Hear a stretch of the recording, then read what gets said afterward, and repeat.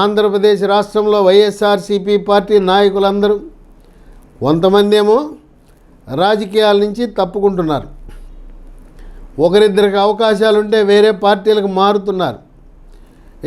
ఇక లేదా వైఎస్ఆర్సీపీ నాయకులందరూ బెంగళూరు, మద్రాసు, హైదరాబాదులో వాళ్ళు సంపాదించిన అక్రమ సొమ్ముతో ఏదో వ్యాపారాలు పెట్టుబడులు పెట్టుకుని అక్కడ గడిపేద్దామనే పరిస్థితిలో ఉన్నారు.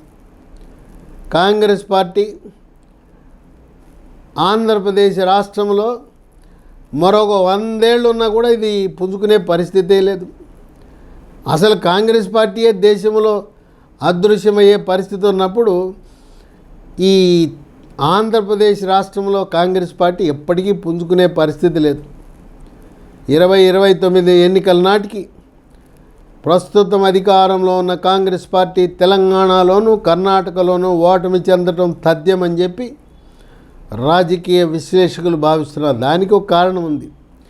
ఎటగో మనం గెలవం కదా అని చెప్పి కొండకు దారం కట్టి గుంజారు.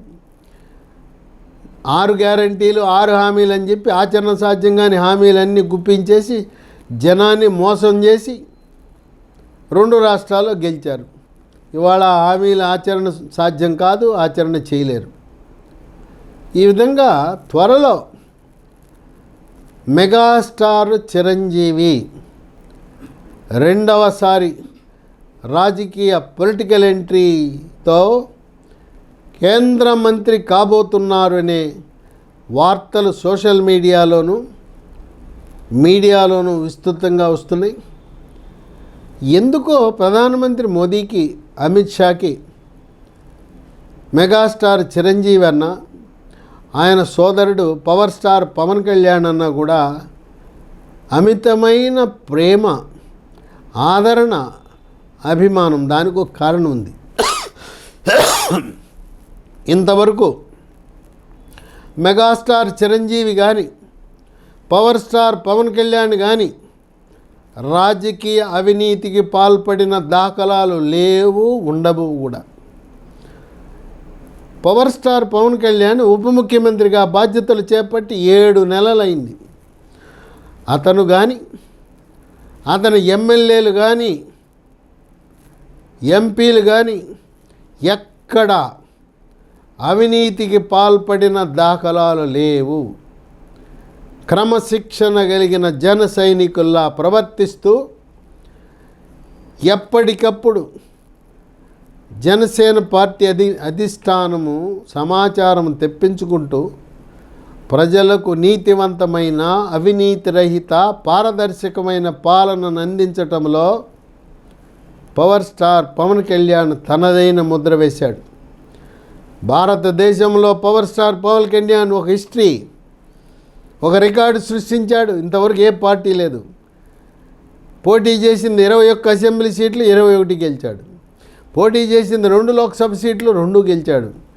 అంటే 100కి 100 మార్కులు రాజకీయంలో వచ్చింది ఎవరికయ్యా అంటే భారతదేశ చరిత్రలో గిన్నీస్ బుక్ ఆఫ్ రికార్డ్స్లో పవర్ స్టార్ పవన్ కళ్యాణ్కి.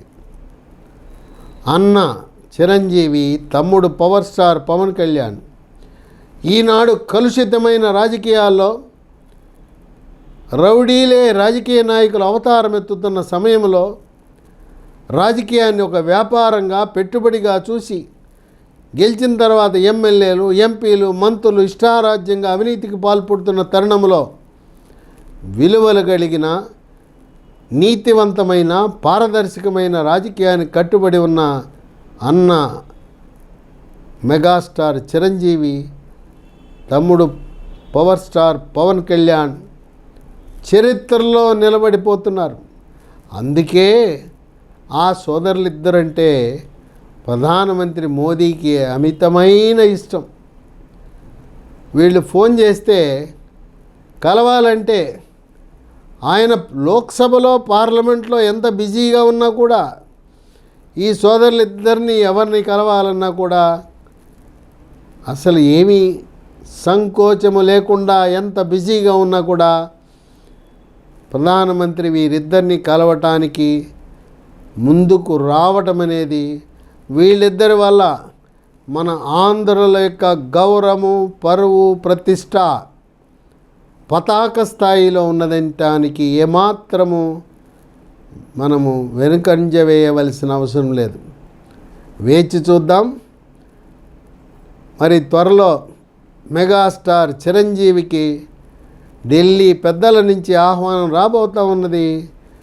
మరి రాజ్యసభ ద్వారా కేంద్ర మంత్రిగా బాధ్యతలు చేపట్టి తెలుగు ప్రజలకు సేవ చేసే భాగ్యం ఆయనకి దక్కబోతుందనే దానికి ఆయనకున్న అశేష కోట్లాది అభిమానులు ఎప్పుడా ఎదురు చూస్తున్నారు.